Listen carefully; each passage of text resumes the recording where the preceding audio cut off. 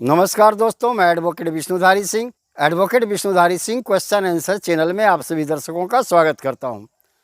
दोस्तों, जैसा कि आप जानते हैं, अब नया चैनल मैंने खोला है क्वेश्चन आंसर सीरीज का। आप जिस भी वीडियो के अंदर में हमारे मेन चैनल में या अन्य क्रिमिनल चैनल में जहां भी आप प्रश्न करेंगे, आपके प्रश्नों का उत्तर इसी चैनल पर, क्वेश्चन आंसर चैनल पर आपको प्राप्त हो जाएगा। आइए इसे भी लाइक करें और सब्सक्राइब करें ताकि सही समय पर आपके प्रश्नों का उत्तर आपके पास पहुंचता रहे।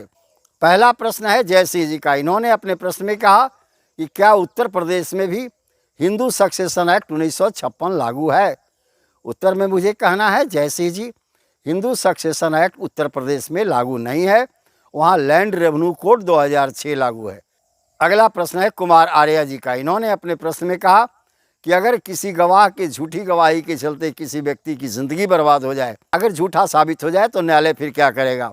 उत्तर में मुझे कहना है आर्या साहब, वैसे गवाह पर जिन्होंने झूठी गवाही न्यायालय में दी है उन पर इंडियन पेनल कोड का दफ़ा 195 चलेगा और उन्हें 7 साल से लेकर के आजीवन कारावास तक की सज़ा हो सकती है।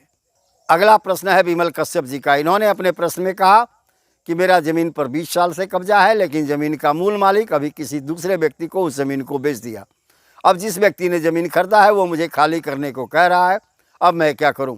उत्तर में मुझे कहना है विमल कश्यप जी, आप सिविल कोर्ट में जाएं, एडवर्स पोजीशन का केस मूल मालिक के विरुद्ध और खरीदार के विरुद्ध करें।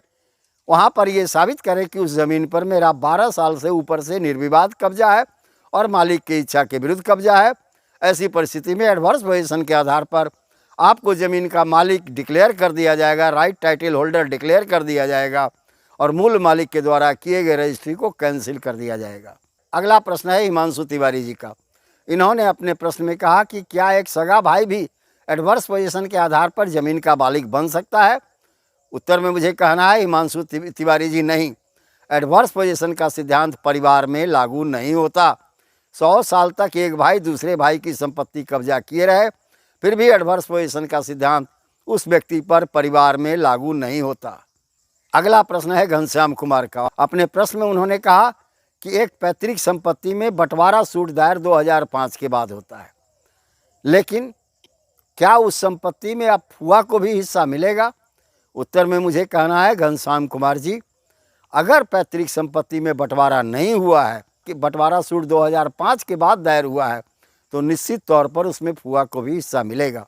लेकिन अगर यह बंटवारा सूट 2005 के पहले दायर किया गया होता तो उसमें फुआ को हिस्सा नहीं होता, क्योंकि 2005 के पहले बेटियों को पैतृक संपत्ति में इस तरह से कोपार्टनर बनाकर हिस्सा नहीं दिया जाता था, वहाँ सिर्फ सर्वाइवरशिप के अंदर में उन्हें कुछ मिलता था।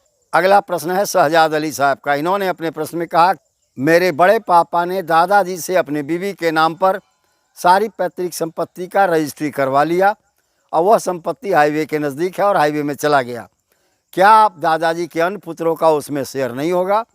उत्तर में मुझे कहना है, आपके मुस्लिम लॉ के अंदर में यह एक कानून बना हुआ है कि जब तक व्यक्ति जीवित है तब तक उस संपत्ति का सक्सेशन यानी उत्तराधिकार खुलता नहीं है।